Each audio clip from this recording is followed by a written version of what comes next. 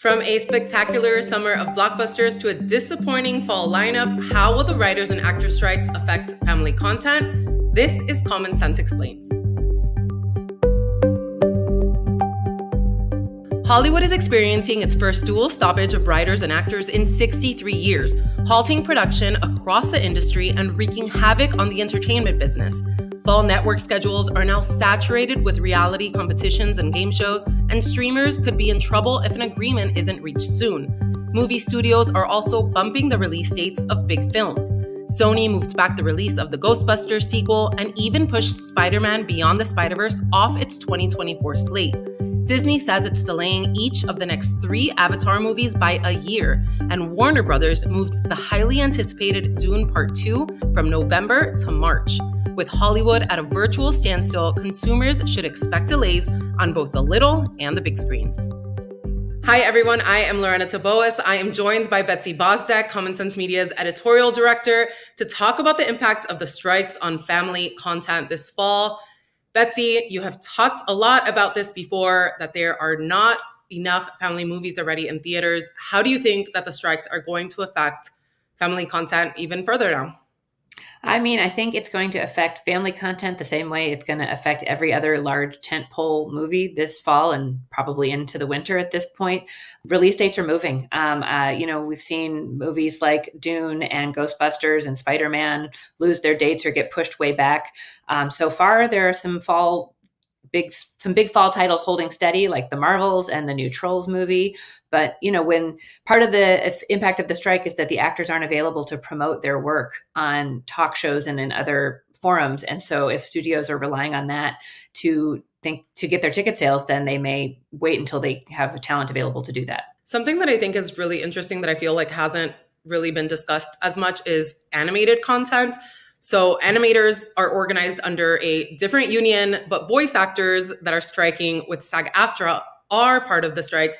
So where exactly does that leave animated content then?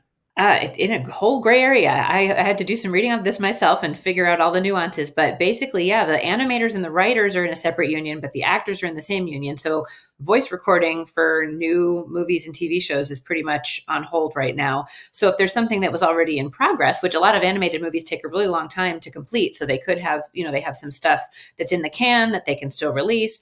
But sometimes they're also tinkering up until the end and re-recording, and that won't be able to happen. So they'll either need to say, okay, this is good as it is, or we have to hold off.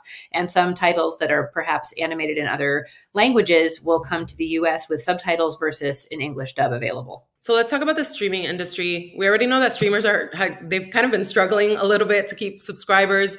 If they aren't able to provide new content, do you think that that could change the streaming industry as we know it? Should families even consider having subscriptions if they aren't going to be getting new content because of the strikes? Well, a lot of them have really deep catalogs. So rather than throw the whole industry away, oh, we're done, we've seen everything that there is to see. I would say, maybe look for some hidden gems before you pull the plug, or maybe this is a chance to hop around and check out a service you haven't seen everything on yet. Like if you've already watched all of Netflix, try Apple TV, or you could go to Max, or you could try, Amazon. They're all out there and they all have different catalogs. So chances are you haven't seen everything yet. So I think there's a lot of content out there to watch before we've truly seen everything that's available. That said, I know that the new stuff is obviously the big appeal. So I wouldn't be surprised if we see maybe some international acquisitions. Like you could start seeing shows from other countries come in and maybe get a little bit of a splashier presentation, especially if they're available with an English dub or subtitles. I think that's important to remember, that streamers have these very deep libraries. Families aren't going to be getting a ton of new content, but this could also be a good opportunity for them to dig into that catalog, right? Into those archives. What do you think are some of those great either movies or shows from the past, like some oldies, that parents can watch with their kids for the first time this fall? Oh my gosh. Well, have you met Common Sense Media? We have 40,000 reviews.